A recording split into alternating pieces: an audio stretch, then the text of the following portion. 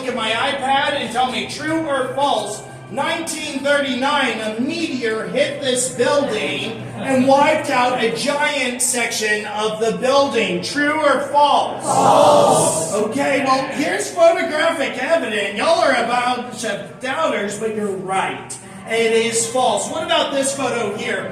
1949, did the Goodyear blimp moor at the top of this building in 1949? True or false? True.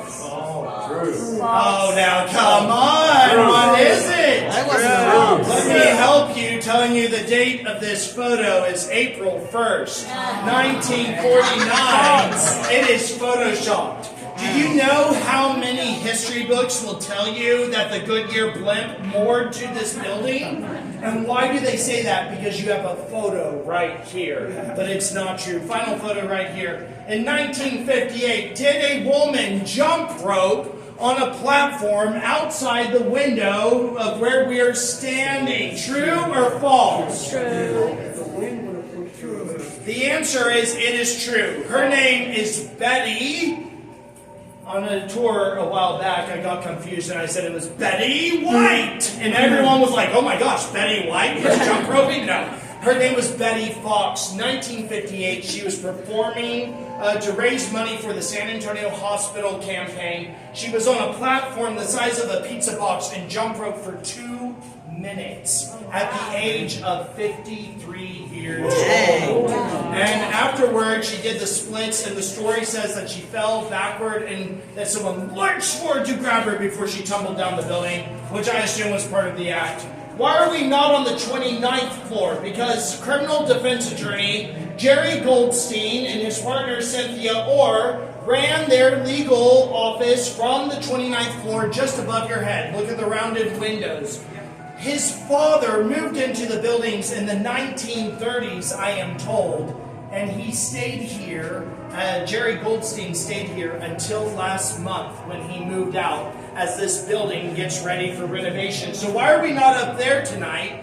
Because it's a bunch of old carpet and pieces of wood that have come off the wall. But in this space, you can look from one side to the other and see what the future is going to look like. They are going to divide this top stack of floors, floor 27, 28, and 29. They will divide it into 2 apartments on each floor. So each tenant will get half of the floor to themselves. And you can look at this and appreciate that tonight.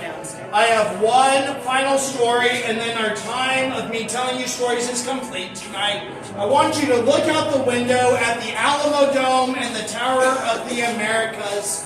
In 1920, once upon a time, there was a boy who was born in the 1920s on the east side of San Antonio. His name was Percy. And as he grew up, he was only 8 years old when he saw this structure rising into the sky, a skeleton of steel and of concrete. And as he saw that building built, he dreamt of what the future could be like. And so Percy, in his biography, it said that he would pretend with his friends that he was a radio announcer and would say, broadcasting live high above the clouds in San Antonio's Smith-Young Tower, it's Percy Sutton! And he dreamt of what his life could be like if he could be at the top. He did not go on to become a radio announcer. Instead, he became an attorney. And he moved to New York and became a civil rights activist. In fact, he was a freedom rider. In fact, he was the personal attorney to Malcolm X and gave legal counsel to members of the Kennedy family. He amasses a large sum of money. He winds up helping save the Apollo Theater in Harlem, and they give him the moniker King of Harlem because of his work preserving history there. And he winds up purchasing a media company as well that acquires a radio station broadcasting from here at the Tower Life building. By the end of his life, he is broadcasting live, high above the clouds in San Antonio.